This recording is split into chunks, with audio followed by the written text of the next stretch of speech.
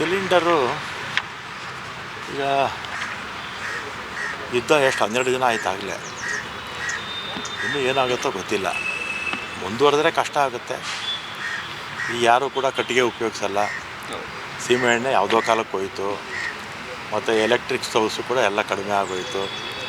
100ಕ್ಕೆ 99% ಎಲ್ಲ ಕೂಡ ಗ್ಯಾಸ್ ಮೇಲೇ ಇವತ್ತು ಡಿಪೆಂಡ್ ಆಗಿದ್ದಾರೆ. ಅದು ಕಮರ್ಷಿಯಲ್ ಇರ್ಬೋದು, ರೆಸಿಡೆನ್ಷಿಯಲ್ ಪರ್ಪಸ್ ಇರ್ಬೋದು, ಪ್ರತಿಯೊಂದಕ್ಕೂ ಕೂಡ.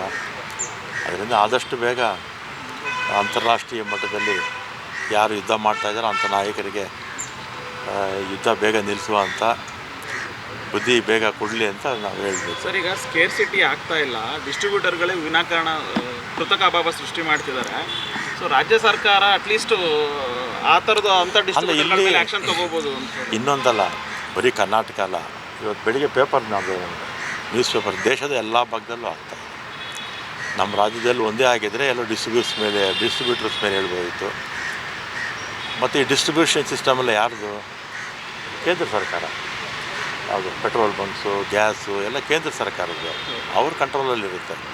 ನಾವು ಮಾನಿಟ್ರ್ ಮಾಡ್ಬೋದು, ಇಲ್ಲ ಅಂತಲ್ಲ. ಅದರಿಂದ ಬೇಗ ಯುದ್ಧ ಮುಗೀಲಿ ಅಂತ ನಾವು ಕೂಡ ಬೇಗ ಆಗ್ಬೋದು ಅಂತ ನಿರೀಕ್ಷೆ ಇಟ್ಕೊಳ್ಳೋಣ. ಸರ್, ದೇವಸ್ಥಾನಗಳಲ್ಲಿ ಸಿಲಿಂಡರ್ ಅಭಾವ ಈಗ ತಕ್ಷಣಕ್ಕೇನೂ ಇಲ್ಲ. ಇನ್ನೂ 1-2 ದಿನ ಮುಂದುವರೆದ್ರೆ ಸಿಗ್ತಾ ಇಲ್ಲ. ಇನ್ನು 1-2 ದಿನ ಮುಂದುವರೆದ್ರೆ ಸಹಜವಾಗಿ ಅಲ್ಲೂ ಕೂಡ ತೊಂದರೆ ಆಗುತ್ತೆ. ಏನಾದರೂ ಸ್ವಲ್ಪ ಕಡಿಮೆ ಮಾಡ್ಕೋಬೇಕಷ್ಟೆ. ಈಗ ಹೋಟ್ಲ್ಸು ಅಷ್ಟೇ, ಮುಚ್ಚಿದ್ರೆ ಜನಕ್ಕೆ ತೊಂದರೆ ಆಗುತ್ತೆ. ಲಕ್ಷಗಟ್ಟಲೆ ಜನ ಬರ್ತಾರೆ. ಬೆಂಗಳೂರಲ್ಲಿರ್ತಕ್ಕಂಥವ್ರು ಉದ್ಯೋಗದ ಮೇಲೆ ಬೇರೆ ಬೇರೆ ಕೆಲಸಗಳು ಹೋಗಿದ್ದಂಥವ್ರು ಹೋಟ್ಲ್ ಮೇಲೆ ಡಿಪೆಂಡ್ ಆಗಬೇಕು. ಅದಕ್ಕೆ ಐಟಮ್ಸ್ ಕಡಿಮೆ ಮಾಡ್ಕೋಬೋದು. ಅವರು ಐಟಮ್ಸ್ ಕಡಿಮೆ ಮಾಡಿಕೊಂಡು ಹೋಟ್ಲು ನಡೆಸಬೇಕು. ಹೋಟ್ಲ್ ಮುಚ್ಚಬಾರ್ದು ಅಂತ ನಾನು ಕೂಡ ಹೋಟೆಲ್ ಮಾಲೀಕರಲ್ಲಿ ಮನವಿ ಮಾಡ್ತೀನಿ.